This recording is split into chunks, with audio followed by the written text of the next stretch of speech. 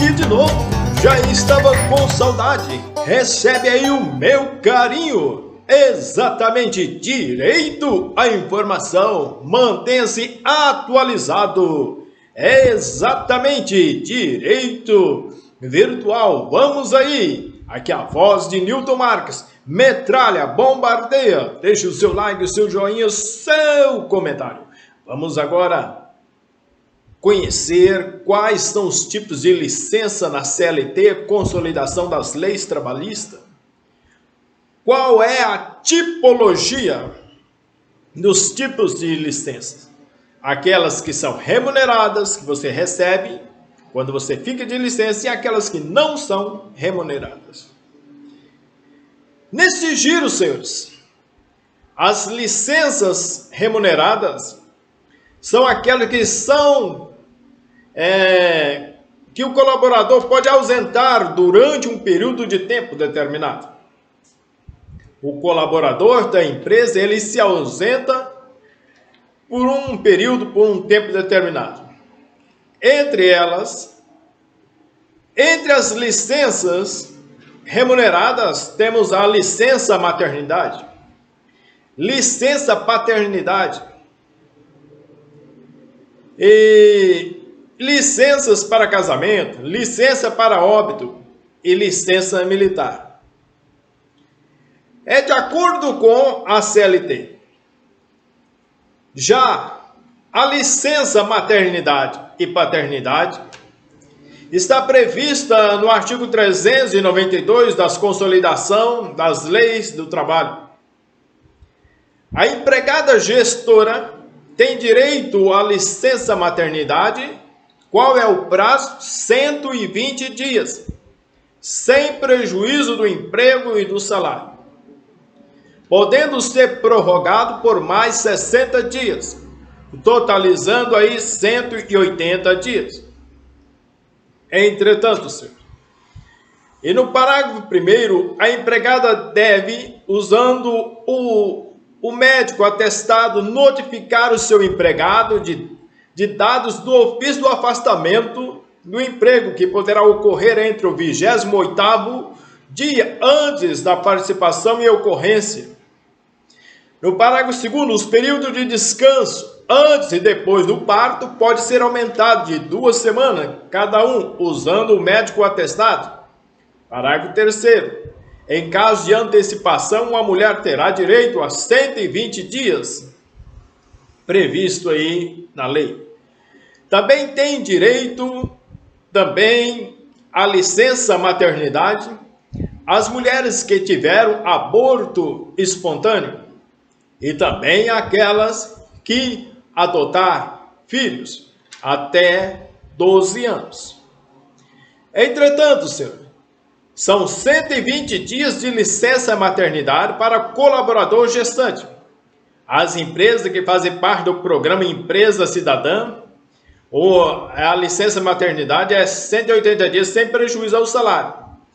Lembre-se bem que a empresa cidadã, a empresa que você trabalha, o colaborador, ele só terá aumento, eu diria, desses dias de licença maternidade, que pode ser estatuídas em acordo, em convenções.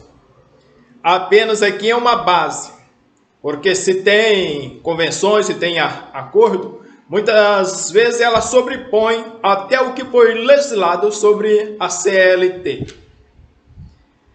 Entretanto, o salário maternidade para pessoas desempregadas, o mínimo de contribuição tem que ter um mínimo 10 contribuições para adquirir esse direito de 4 meses para receber o seu auxílio maternidade ou salário maternidade.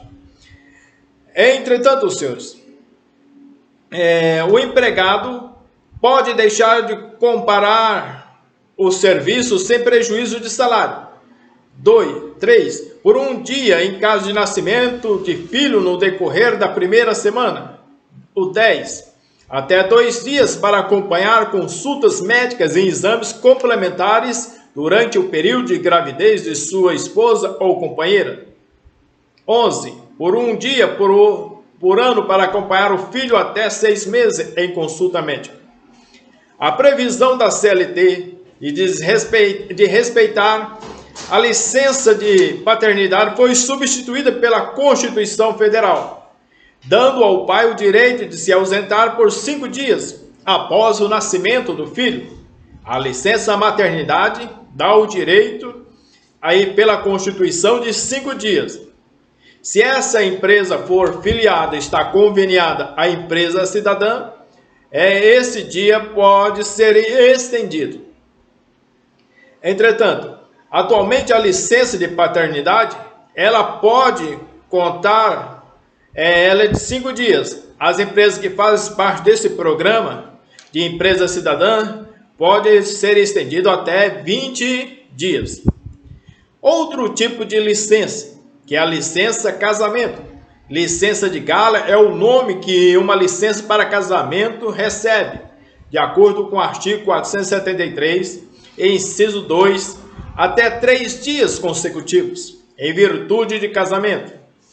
Licença óbito. A licença óbito, também previsto no artigo 473 da CLT, segue aí o inciso 1, até 2 dias consecutivos. Em caso de falha no descendente, ascendente, descendente, irmão ou pessoa aqui declarada em sua carteira de trabalho e previdência social, viva sob sua dependência econômica. Licença militar. Todo colaborador que recebe convocação para o serviço militar tem o direito de se afastar do trabalho por um período de 90 dias. Além disso, ele pode escolher se deseja receber o salário de sua empresa ou o benefício de um serviço militar. No último caso, uma empresa completará o valor do serviço militar se esse for menor do que o seu salário. A licença militar está prevista no artigo 472. O afastamento do empregado em virtude de serviço militar ou outro encargo público não constitui motivo para alteração ou rescisão do contrato de trabalho por parte do empregador. E no parágrafo 1º, para quem empregado tem direito a voltar a exercer ou carga qualificada, se não tiver acesso a serviço militar ou encargo público, é indispensável que notifique o empregador dessa situação, por telegrama ou carta registrada dentro do prazo máximo de alguns dias, contado dos dados em que se verifique uma média baixa ou uma terminação de encargo que estava obrigado. Entretanto, senhor, outros tipos de afastamento. Temos férias. Todo trabalhador formal tem direito a 30 dias de férias a cada 12 meses trabalhado. Assim, cada mês trabalhado, no mínimo 15 dias gera o trabalhador o direito de 1/12 de férias. No final de 12 meses, assim, tem o direito ao período de férias. Essas férias serão remuneradas. E além do salário, há também o adicional de 1/3 desse valor. O auxílio-refeição e o transporte são suspensos durante as férias, uma vez que seu pagamento é necessário para os dias efetivamente trabalhados. Além disso, como férias também pode ser parcelada, ou seja, não é obrigatório que seu conteúdo seja permitido em 30 dias consecutivos, podendo ser dividido até 3 partes de no mínimo 10 dias e até 14 dias. Por fim, caso dispensa do trabalhador antes de ir de férias, ele possui direito a recebimento proporcional da parcela, com exceção dos casos em que houver dispensa sem justa causa. O auxílio-doença